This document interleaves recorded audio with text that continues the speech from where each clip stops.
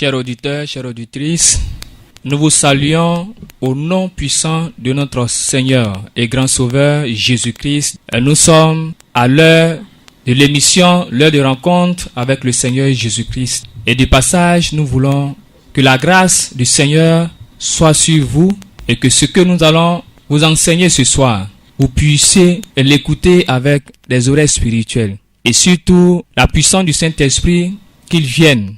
Que le Saint-Esprit vienne vous accorder l'intelligence pour comprendre la profondeur de tout ce que nous sommes en train de dire. L'apôtre Jean-Claude, bonsoir. Bonsoir, pasteur. Nous sommes au rendez-vous de l'heure de rencontre. Et nous rappelons que l'heure de rencontre est une émission de restauration divine, une émission de réveil spirituel, une émission de guérison divine, une émission d'enseignement. Et nous avions déjà commencé l'étude sur la divinité de Jésus-Christ. La divinité de Jésus-Christ. Nous sommes à la 3e séance.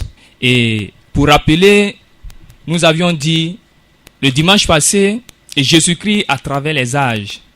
Et nous avons démontré que Jésus-Christ s'est manifesté dans l'âge de Noé avec la construction de l'arche de Noé. Et nous avons dit aussi que Jésus-Christ s'est révélé dans la vie d'Abraham avec la naissance d'Isaac et le sacrifice d'Isaac.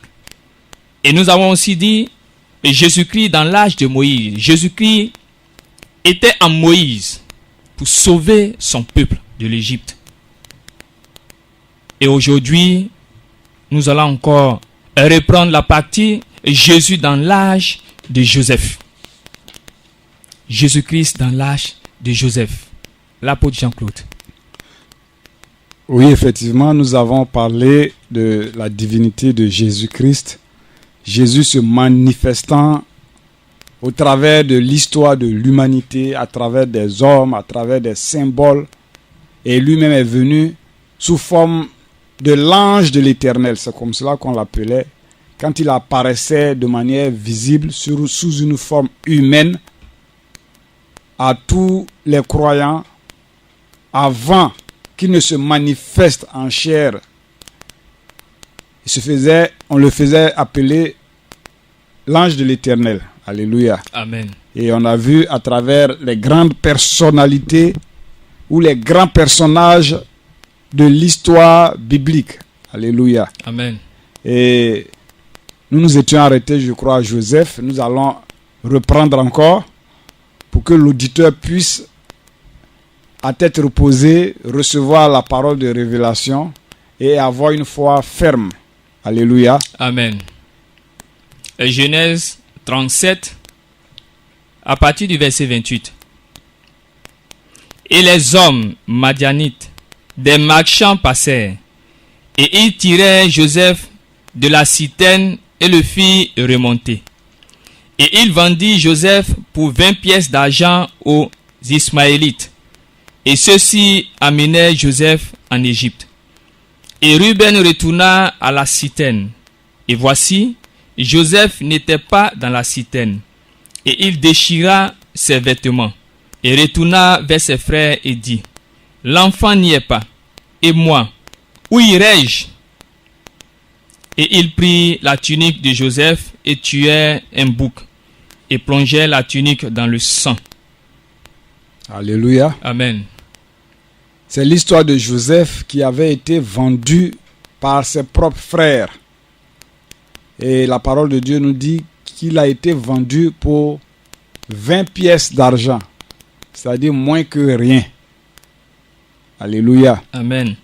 Mais on voit que cette parole a été accomplie par Jésus-Christ. Parce que souvenons-nous que Jésus a dit que tout ce qui est écrit dans la loi à son sujet doit s'accomplir. Amen. Et tout ce qui ne s'est pas encore accompli va s'accomplir. Amen. Alléluia. Amen. On voit Jésus au travers des personnages, au travers des symboles, au travers des fêtes. Et bien de choses qui disent que Jésus-Christ était effectivement avant Abraham, avant Moïse, avant Joseph, avant David. Avant Noé. Avant Noé, avant Adam, avant l'humanité. Alléluia. Amen. Alors voilà Jésus-Christ qui vient. Il arrive et à un certain moment, ses frères, les Juifs, l'ayant rejeté comme ils avaient rejeté Joseph, ils l'ont rejeté et ils l'ont vendu. Parce que si c'est un seul qui l'a fait, même si c'est un seul qui l'a fait, en l'occurrence Judas, ça a été fait au nom de tous. Il a été vendu seulement pour 30 pièces d'argent. Alléluia. Amen. Jésus a encore accompli l'histoire de Joseph, cette partie de l'histoire de Joseph. Nous montrons à l'auditeur que Jésus a effectivement dit que tout ce qui était écrit de lui doit s'accomplir et que la loi, les prophètes, les psaumes parlent de lui. Il s'agit donc pour l'auditeur de savoir quels sont ces passages qui parlent de Jésus-Christ, de rechercher ces passages. Et on l'a dit, c'est en connaissant ces choses que l'auditeur, le croyant peut avoir la foi véritable. Alléluia. Amen. Jésus est venu, il a accompli cela. Jésus a été vendu. Comme Joseph avait été vendu par ses frères, Jésus a été vendu lui aussi pour 30 pièces d'argent. Amen. Et je crois que frères, sœurs, auditeurs, auditrices, l'histoire de Joseph était une image de la réalité qui devait arriver à Jésus-Christ. C'était une préfiguration. Nous allons voir Genèse 40, versets 20 à 22. Et il arriva le 3e jour de la naissance du Pharaon qu'il fit un festin à tous ses serviteurs. Et il éleva la tête du chef des géchansons et la tête du chef des panessiers au milieu de ses serviteurs. Il rétablit le chef des échansons dans son office d'échanson, et il mit la coupe dans la main du Pharaon, et il pendit le chef des panessiers selon que Joseph leur avait interprété. Mais le chef des échansons ne se souvint pas de Joseph et l'oublia. Alléluia. Amen. Joseph était en prison. Joseph était en prison parce que la femme de son premier patron Potiphar l'avait accusé de viol. En réalité, c'est elle qui convoitait Joseph. Et comme Joseph ne voulait pas, elle a inventé toute une histoire en disant à son mari, voilà, ton esclave voulait coucher avec moi, le monsieur était fâché, il l'a mis en prison. En prison, Joseph a fait la connaissance de 2 personnes. 2 employés du palais royal.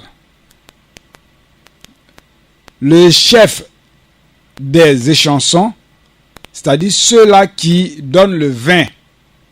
Ils servent le vin à la table de Pharaon. Et le chef des panetiers, c'est-à-dire ceux-là qui font le pain, c'est-à-dire les boulangers de l'époque. C'est un palais royal, donc il y avait tout là-dedans. Et ces 2-là avaient fait des fautes. Alors, Pharaon les a jetés en prison. Ils se sont retrouvés avec Joseph dans la prison. Or, comme Joseph avait le don d'interpréter les songes, il s'est avéré que ces 2-là ont raconté leur histoire à Joseph. Et Joseph, il a pris note. Mais un jour, ils ont aussi fait des songes, tous les 2. Et chacun des 2 a raconté son songe à Joseph qui a interprété. Et Joseph leur a dit exactement ce qui allait arriver. Effectivement, la chose est arrivée. Mais malheureusement, ils ont oublié Joseph. Ils ont oublié Joseph dans la prison. Et voilà que un jour, Pharaon fait un songe que personne ne peut décrypter en Égypte. Et c'est là maintenant Dieu se souvient de Joseph qui va ressortir de la prison pour interpréter ce songe. Il a interprété le songe. Mais ce qui nous intéresse ici, c'est que Joseph avait dit que l'un d'entre les 2 les deux employés seraient exécutés et que l'autre aurait la vie sauve. La vie sauve sera acceptée par le Pharaon. Sera accepté par le Pharaon. Mais on voit que lors de la crucifixion de Jésus-Christ, il était, pour accomplir, n'est-ce pas, ces passages, il était crucifié au milieu de deux brigands. Au milieu de deux brigands, deux malfaiteurs. Eux tous étaient prisonniers de la croix. Ils étaient prisonniers de la croix comme Jésus-Christ était prisonnier de la croix. Et l'un des deux a commencé à blasphémer. Il a dit à Jésus, mais sauve-toi et puis tu vas nous sauver. Tu as dit que tu es le sauveur du monde. L'autre a dit, non, il ne faut pas dire ça parce que ce monsieur, il est juste. Nous sommes des malfaiteurs. Et ce dernier s'est adressé à Jésus en disant, Seigneur, souviens-toi de moi quand tu seras dans ta gloire. Et Jésus a dit, aujourd'hui même, tu seras avec moi dans le paradis. Mais l'autre, il a blasphémé jusqu'à sa mort. Donc lui, il allait en enfer. En enfer. Alléluia. Amen. Ça, ce sont les paroles que nous avons lues dans Genèse qui se sont accomplies parfaitement. Et chers auditeurs, nous continuons toujours dans la vie de Joseph. Genèse 45, à partir du verset 1. Et Joseph ne put plus se contenir devant tous ceux qui se tenaient près de lui. Et il cria, « Faites sortir tout le monde d'auprès de moi. » Et personne ne se tint près de Joseph quand il se fit connaître à ses frères. Et il laissa éclater sa voix en pleurs. Et les Égyptiens l'entendirent. Et la maison du Pharaon l'entendit. Et Joseph dit à ses frères, « Je suis Joseph. Mon père vit-il encore ?» Et ses frères ne pouvaient lui répondre, car ils étaient troublés devant lui. Et Joseph dit à ses frères, « Approchez-vous de moi. » Et ils s'approchèrent. Et il dit, « Je suis Joseph, votre frère, que vous avez vendu pour l'Égypte. Et maintenant, ne soyez pas attristés, et ne voyez pas d'un œil chagrin que vous m'avez vendu ici, car c'est pour la conservation de la vie que Dieu m'a envoyé devant vous. » Alléluia. Amen. Joseph se retrouve finalement avec ses frères. Mais il arrive que Joseph se faisant connaître à ses frères parce que ses frères étaient voilés. Je dirais que c'est Joseph qui était voilé. Il avait porté, n'est-ce pas, l'accoutrement des Égyptiens. Eux, ils n'arrivaient pas à le voir. Ils n'arrivaient pas à voir qui était devant eux. Mais Joseph, lui, il les voyait. Il les connaissait. Et à un moment, Joseph ne pouvant plus se contenir, il a dit, faites sortir tout le monde. C'est-à-dire, y compris sa femme, ses enfants, les employés qui étaient là. Il dit que tous sortent pour qu'il reste seul avec ses frères. Ça, c'est une parole prophétique que le Seigneur Jésus-Christ va accomplir très bientôt. Avant l'enlèvement de l'Église, ou du moins après l'enlèvement de l'Église, ces choses-là vont s'accomplir. Regardez à l'enlèvement. C'est l'Église qui va être enlevée au ciel. C'est l'Église de Jésus-Christ qui va être enlevée au ciel. L'Église actuelle va être enlevée au ciel. La parole de Dieu dit que l'Église sera enlevée et va rencontrer Jésus-Christ dans les airs. Mais dès ce moment où Jésus-Christ rencontre l'Église dans les airs, en fait, il va accueillir l'Église. Mais en même temps, il profite pour descendre. L'Église continue sa montée. Mais Jésus descend. Et il descend pour se manifester, se révéler à Israël qu'il avait rejeté. Qu'il avait vendu. Qu'il avait vendu. Ils l'ont vendu, ils l'ont rejeté. Et à ce moment précis, ils seront dans un état terrible parce que les ennemis vont, n'est-ce pas, assaillir Israël. Ils vont assiéger Israël. Ça sera comme les frères de Joseph avaient été assiégés par la famine. C'est la famine qui les a envoyés jusqu'en Égypte. Mais de cette même manière, les nations de ce monde vont environner Jérusalem. Ils vont vouloir prendre Jérusalem. Et en ce moment précis, Jésus va descendre. Il va descendre parce qu'ils vont crier à lui. Ils vont dire, oh notre Dieu, descend. Et ce jour-là, la parole de Dieu dit que tout le monde entier va le voir, il va descendre. Il va descendre. Mais comme l'homme est toujours incrédule, il va descendre à elle les preuves. Et les preuves palpables, ce sont ses mains percées, les clous qu'eux-mêmes ont mis dans ses mains, dans ses jambes. Alléluia. Amen. Et là, il va se révéler à eux. Il va leur dire, c'est moi que vous avez crucifié. Mais je suis venu pour vous donner la vie. Alléluia. Amen. Chers auditeurs, nous continuons toujours dans la vie de Joseph. Genèse 48, verset 8 au verset 20. Aujourd'hui, nous nous appuyons plus dans la lecture pour que vous compreniez véritablement quels sont les versets qui révèlent Jésus-Christ manifesté au fur et à mesure avant qu'il ne descende en personne pour se révéler aux hommes. Genèse 48, à partir du verset 8.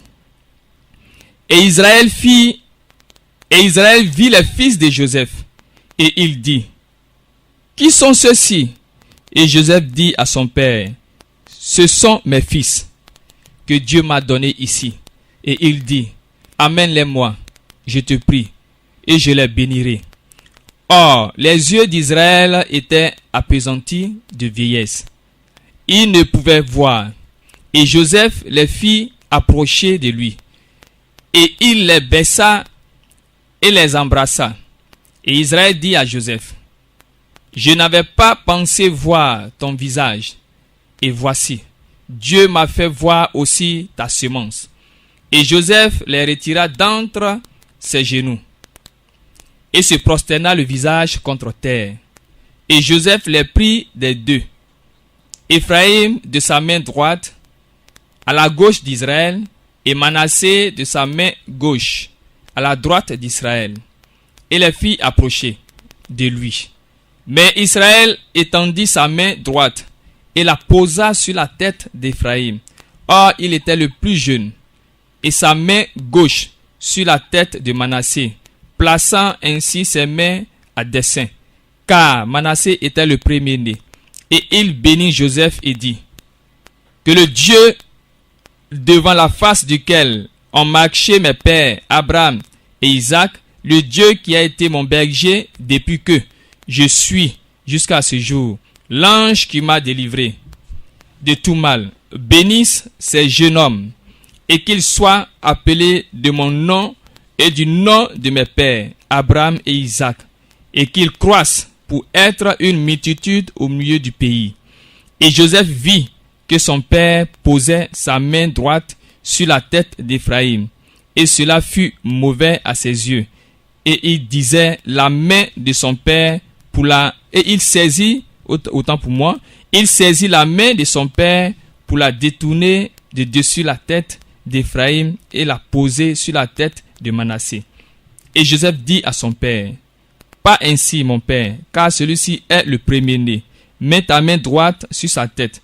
Et son père refusa, disant, je le sais, mon fils, je le sais. Lui aussi deviendra un peuple, et lui aussi sera grand.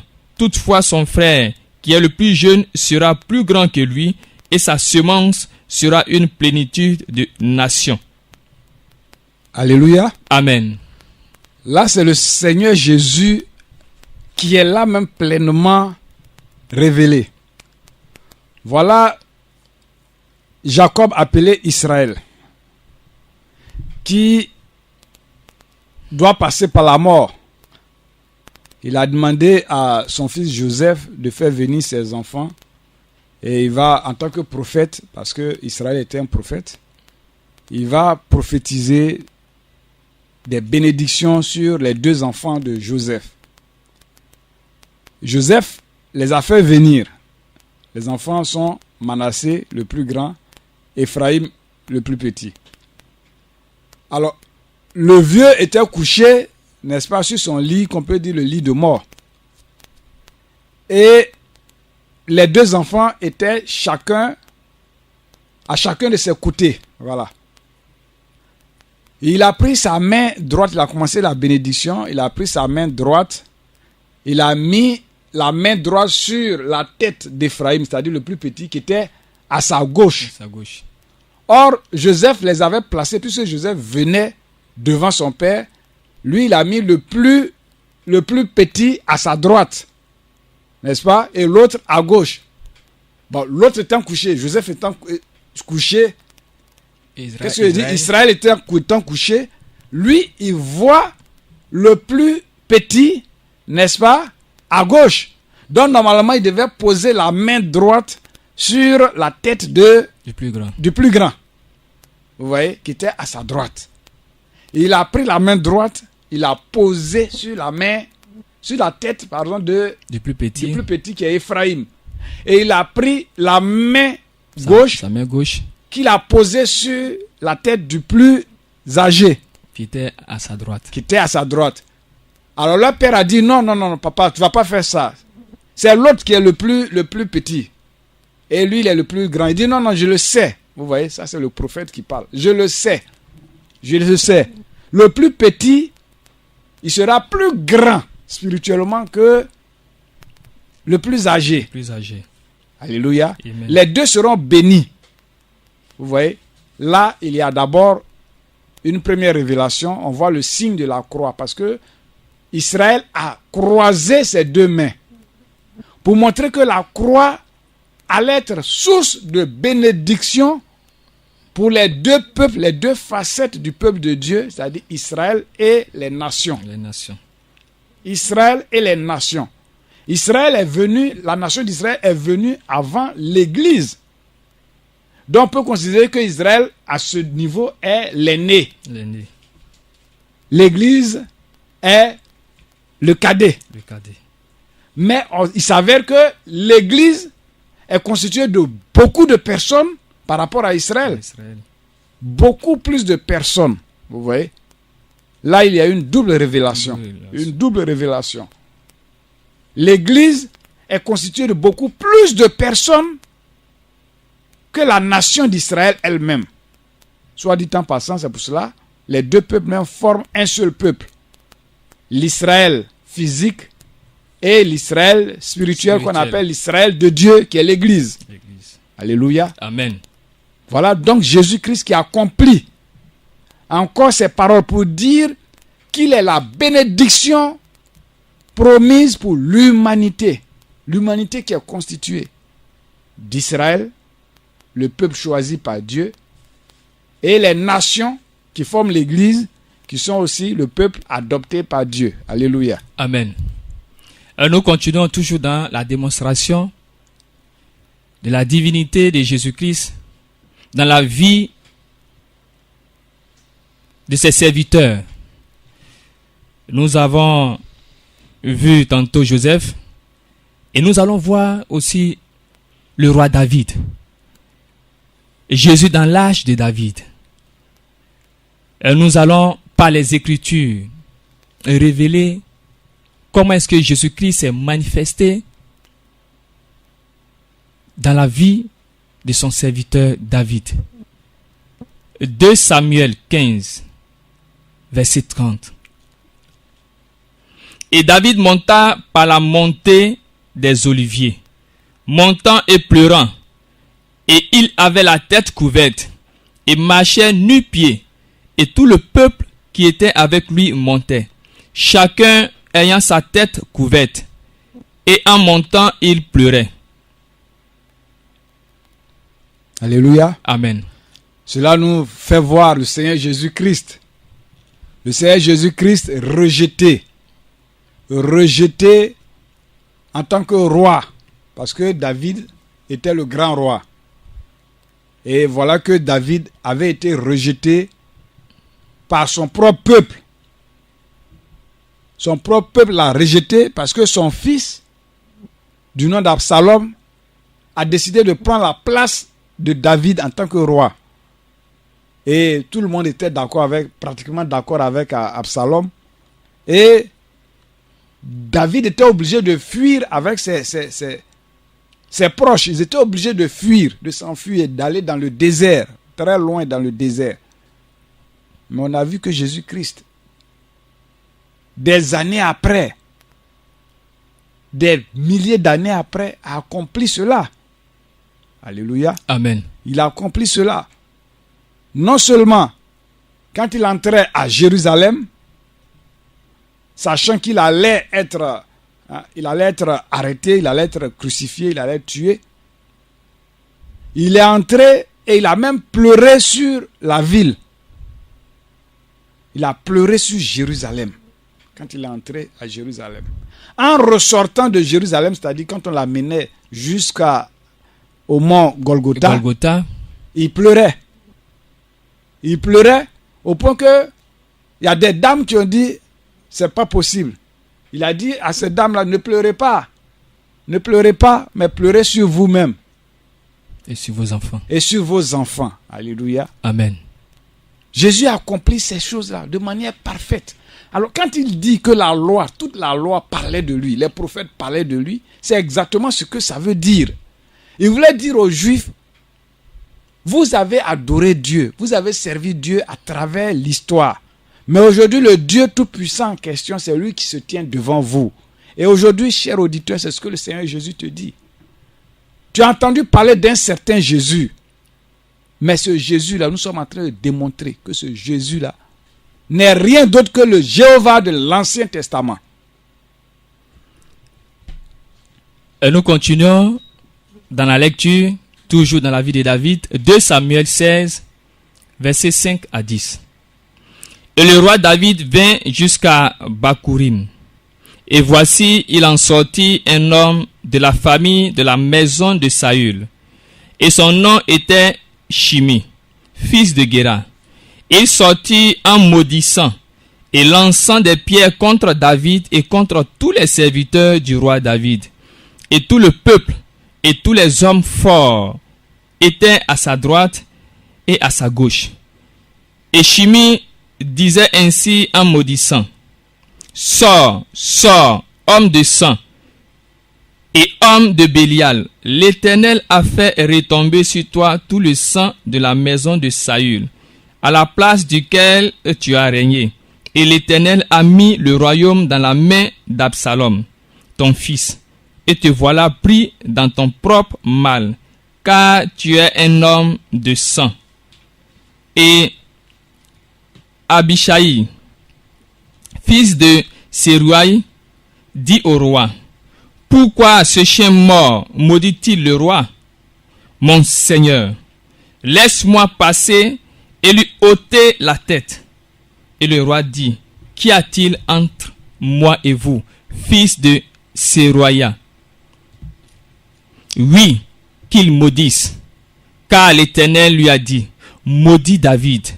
Et qui dira: Pourquoi fais-tu ainsi? Alléluia. Amen. Et c'est les paroles accomplies par Jésus-Christ. Jésus-Christ rejeté.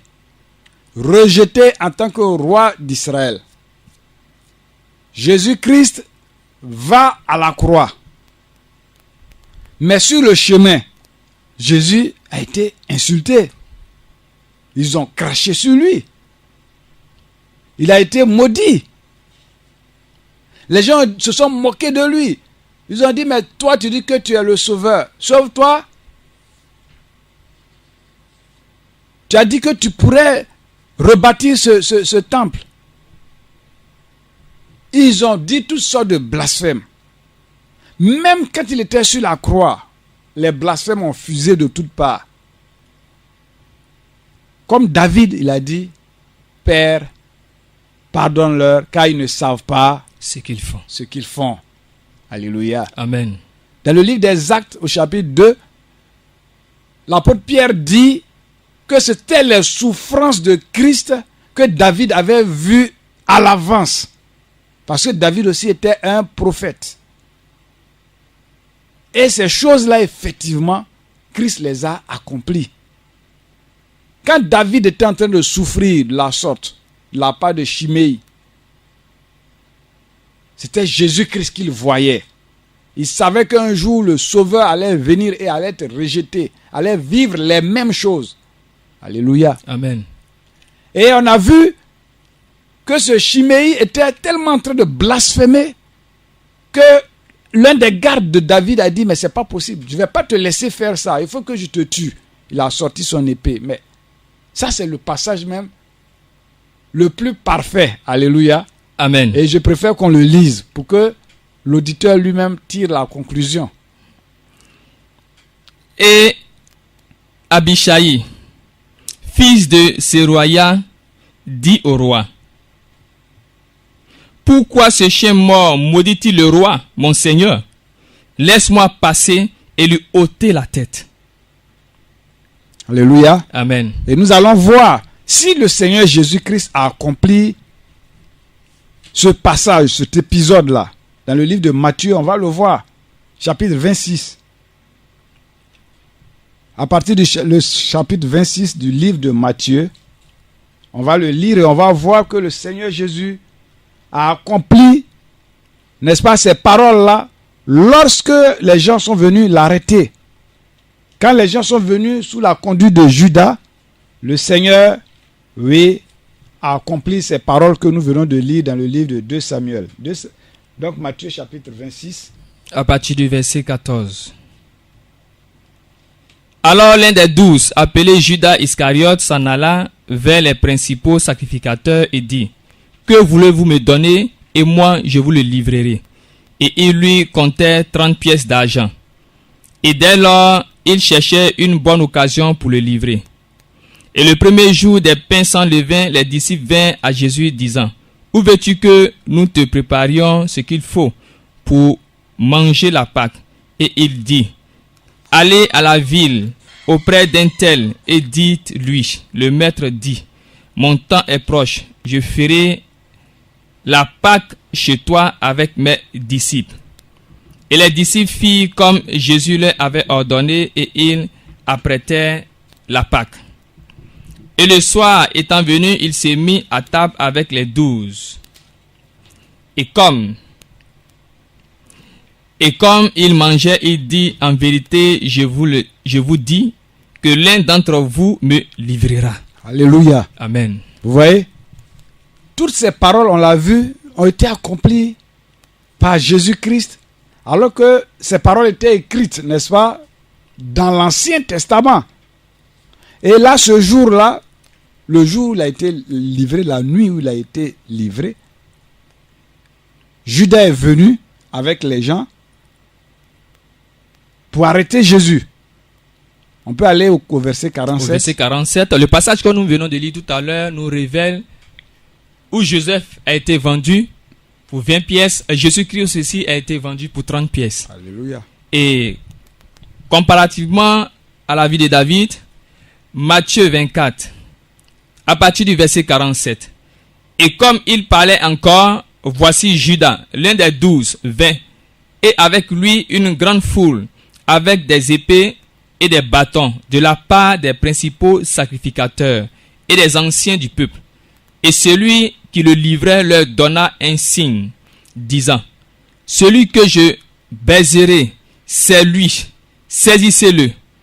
Et aussitôt s'approchant de Jésus, il dit: je te salue, Rabbi. Et il le baissa avec empressement. Et Jésus lui dit: ami, pourquoi es-tu venu? Alors, s'étant approché, il mit les mains sur Jésus et se saisit de lui. Et voici l'un de ceux qui étaient avec Jésus, étendant la main, tira son épée et frappant l'esclave du souverain sacrificateur, lui emporta l'oreille. Alors Jésus lui dit: remets ton épée en son lieu, car tous ceux qui auront pris l'épée périront par l'épée. Comment donc seraient accomplies les Écritures qui disent qu'il faut qu'il en arrive ainsi? Alléluia. Amen. Matthieu chapitre 26, à partir du verset 47 jusqu'à verset suivant. 54. Alléluia. Amen. Voilà quelqu'un qui était parmi ceux qui sont venus arrêter Jésus-Christ. Et tous sont venus l'arrêter en blasphémant. En blasphémant. Mais il s'est avéré que l'apôtre Pierre, l'un des compagnons de Jésus, a trouvé cela anormal. Il a dégainé son épée et il a tranché l'oreille d'une certaine personne qu'on appelle Malchus. Pierre a coupé son oreille Alléluia. Amen. Jésus a dit, Pierre, fais rentrer ton épée. Cela veut dire quoi? Si Jésus n'avait pas donné ce ordre-là à Pierre, Pierre aurait tué peut-être plusieurs personnes. Ça ne sera pas seulement ce dernier, mais ça devait être plusieurs personnes. Donc ces gens-là ont eu la vie sauve grâce aux paroles de Jésus-Christ. Amen. Exactement comme David avait sauvé la vie de Chiméi. Chiméi qui blasphémait. Alors un des gardes de David a dit, mais je vais le détruire, car il ne doit pas parler comme cela à mon Seigneur. Seigneur. David a dit, laisse tomber. Il faut que les choses s'accomplissent. Alléluia. Amen. Et les choses se sont accomplies, effectivement, des centaines et des centaines d'années plus tard, avec cet épisode que nous venons de lire dans le livre de Matthieu, chapitre 26. Amen. Chers auditeurs, il y a beaucoup d'exemples. Beaucoup d'exemples. Dans la parole de Dieu, Dieu se révèle. Dans chaque passage, dans chaque chapitre, même dans chaque verset, Dieu se révèle. Nous avons vu Noé, Abraham, Moïse, Joseph, David. Mais nous allons voir encore dans la vie d'une certaine femme, une veuve, la veuve de Sarepta, avec son offrande. On le voit souvent, des personnes qui méditent la parole de Dieu sans l'Esprit de Dieu disent fais l'offrande de la veuve de Sarepta. Mais en réalité, cette offrande révèle quelque chose, la divinité de Jésus. Et c'est ce que nous allons voir tout à l'heure. 1 Roi 17, versets 8 à 16. Et la parole de l'Éternel vint à lui, disant, lève-toi, va-t'en à Sarepta, qui appartient à Sidon, et tu habiteras là. Voici, j'ai commandé là à une femme veuve de te nourrir. Et il se leva et s'en alla à Sarepta. Et il vint à l'entrée de la ville. Et voici, il y avait là une femme veuve qui ramassait du bois. Et il lui cria et dit, prends-moi, je te prie, un peu d'eau dans un vase, afin que je boive. Et elle s'en alla pour en prendre. Et il lui cria et dit, prends-moi dans ta main, je te prie, un morceau de pain. Et elle dit, l'Éternel ton Dieu est vivant, que je n'ai pas un morceau de pain cuit, rien qu'une poignée de farine, dans un pot et un peu d'huile dans une cruche. Et voici, je ramasse 2 bûchettes, afin que j'entre et que je prépare cela pour moi et pour mon fils. Puis nous le mangerons et nous mourrons. Et Élie lui dit, ne crains point, va, fais selon ta parole. Seulement fais-moi, premièrement de cela un petit gâteau et apporte-le-moi, et après tu en feras pour toi et pour ton fils. Car ainsi dit l'Éternel, le Dieu d'Israël, le pot de farine ne s'épuisera pas et la cruche d'huile ne manquera pas jusqu'au jour où l'Éternel donnera de la pluie sur la face de la terre. Et elle s'en alla et fit selon la parole d'Élie. Et elle mangea, elle et lui et sa maison, toute une année. Le pot de farine ne s'épuisa pas et la cruche d'huile ne manqua pas selon la parole de l'Éternel qu'il avait dite par Élie. C'est la parole de Dieu. Et c'est merveilleux. Effectivement, vous l'avez bien souligné. C'est un passage que préfèrent certaines personnes n'ayant pas le réma de la parole de Dieu. Amen. Pour certaines fois dépouiller les gens de leurs biens, de leur argent et tout ça. En parlant de ce passage, ils l'ont nommé même l'offrande de la veuve de de Sarepta. la veuve de Sarepta. Alléluia. Amen. Nous n'allons pas entrer dans leur considération. Nous voulons faire ressortir les mystères de cette offrande. Alléluia. Amen. Élie le prophète a été envoyé par Dieu vers cette veuve, cette femme-là, qui se trouvait dans une ville qu'on appelait Sarepta. Et il est arrivé que le peuple d'Israël, toute la région était frappée par la famine, par la sécheresse. Parce que depuis plus de 3 ans, il ne pleuvait pas. Cette famine a duré 3 ans et demi. Elle est venue, la famine, à cause de la désobéissance du peuple de Dieu. Ce qui veut dire que la pluie ne tombait pas dans les récoltes. Aucune récolte, un soleil brûlant, aucune récolte. Rien ne poussait. Les hommes mouraient, les animaux mouraient. Il n'y avait pas d'eau à boire. Et Dieu a dit à son prophète, celui-là même qui a proclamé la sécheresse, et ça aussi c'est aussi une révélation, les véritables serviteurs de Dieu peuvent proclamer des choses que l'Éternel Dieu Tout-Puissant va authentifier dans les cieux. Amen. Élie a proclamé la sécheresse sur tout le peuple, sur tout le pays. Et Dieu lui dit, va à Sarepta, car j'ai ordonné à une veuve là-bas de te nourrir. Élie arrive, cette veuve, elle a un fils.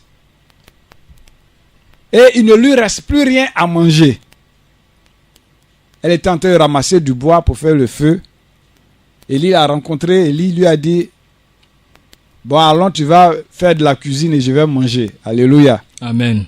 Aujourd'hui, on dirait, mais vraiment, ce Dieu-là, il est méchant. Il ne sait-il pas que c'est une veuve, elle n'a rien. Mais en réalité, Jésus voulait montrer quelque chose.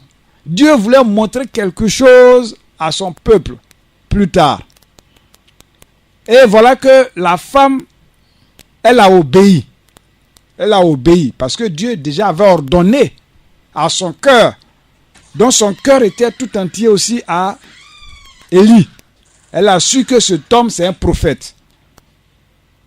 Et elle dit, je vais ramasser 2 morceaux de bois, et je vais faire le feu.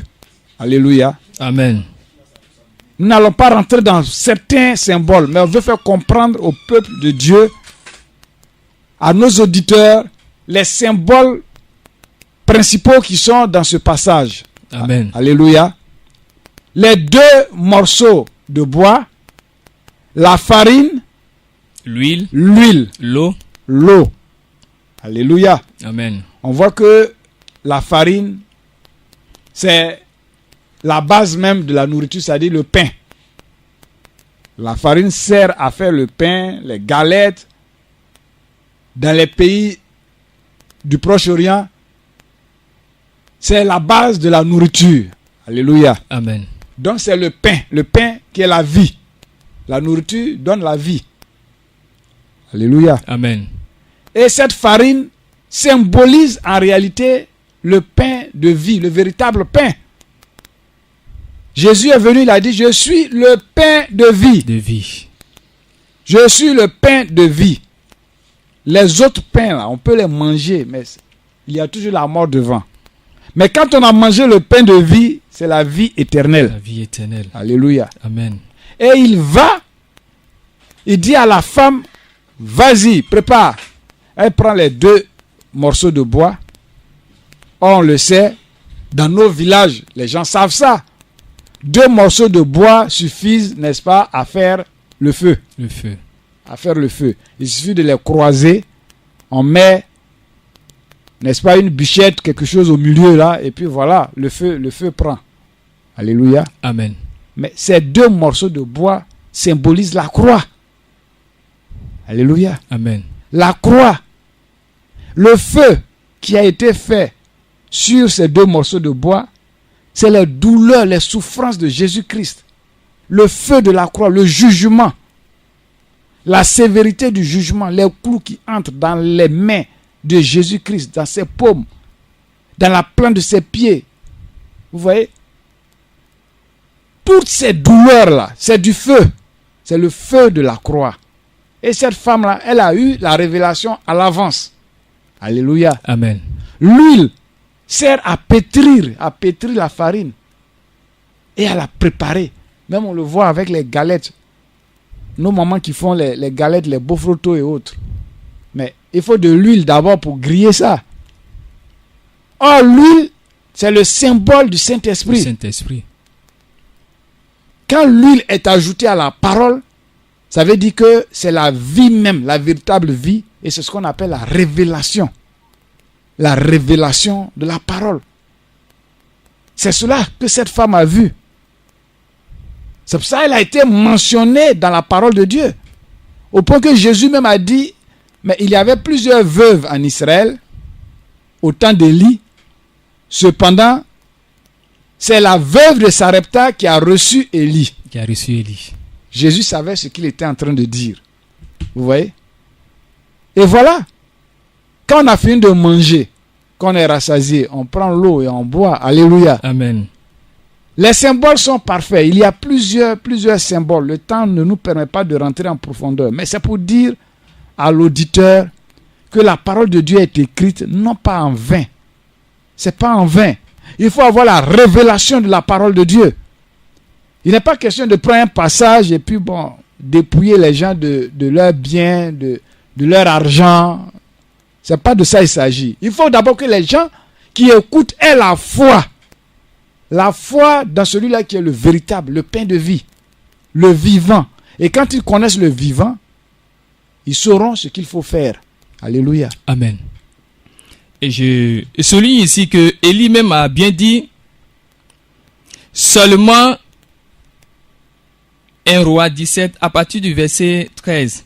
Et lui dit, ne crains point, va, fais selon ta parole. Seulement, fais-moi premièrement de cela un petit gâteau et apporte-le-moi. Et après, tu en feras pour toi et pour ton fils. Cela révèle la parole de Dieu dans le livre de Matthieu qui dit, Jésus a dit, cherchez premièrement le royaume et la justice de Dieu. Et le reste vous sera donné par-dessus. La veuve de Sarepta a eu la révélation. La veuve de Sarepta a accepté le sacrifice de Jésus-Christ à la croix avant même que ce sacrifice ne se matérialise.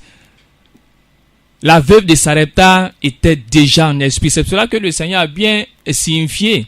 Il y avait beaucoup de veuves. Mais c'est vers la veuve de Sarepta que Élie est parti. Effectivement. Et on voit que le résultat, comme elle a eu la foi, le résultat c'est que la nourriture ne lui a jamais manqué. Il n'y a personne qui met sa foi véritablement en Jésus-Christ qui va manquer de ce qui est nécessaire. Le malade qui ne sait ce que faire, une fois ce malade met sa confiance en Jésus-Christ, il reçoit la vie. Il reçoit la restauration. Alléluia. Amen. Il reçoit la guérison. Il n'y a personne qui étant dans le besoin s'adresse de manière sincère à la révélation de Jésus-Christ, s'adresse de manière sincère à Jésus-Christ, ne reçoivent pas une récompense. Ce n'est pas possible. Les auditeurs peuvent mettre, s'il le veut le Seigneur, à l'épreuve. Et ils vont voir. Il n'y a personne qui ait accepté le sacrifice de la croix et qui est resté perdant. Ce n'est pas possible.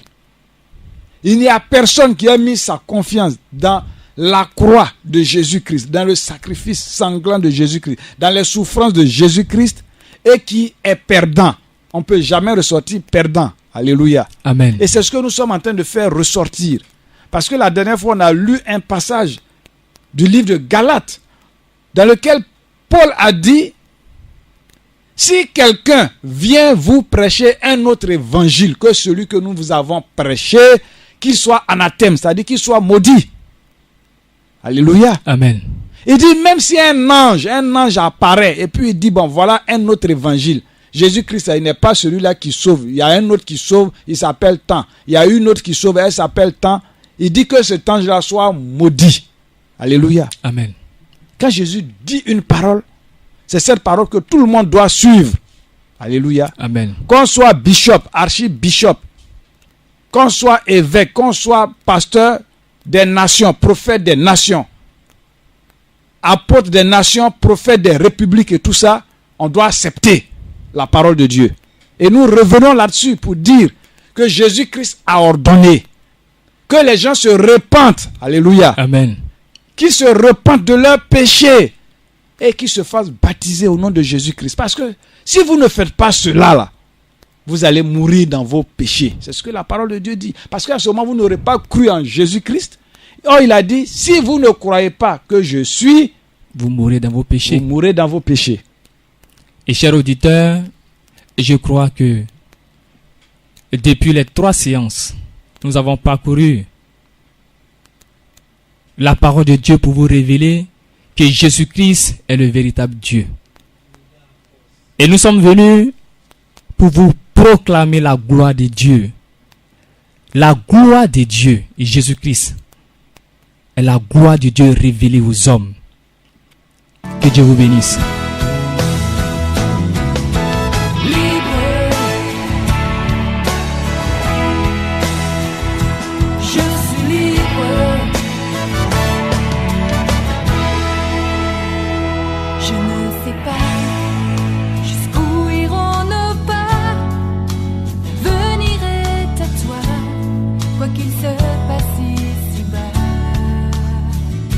Je marcherai sur ce chemin vrai.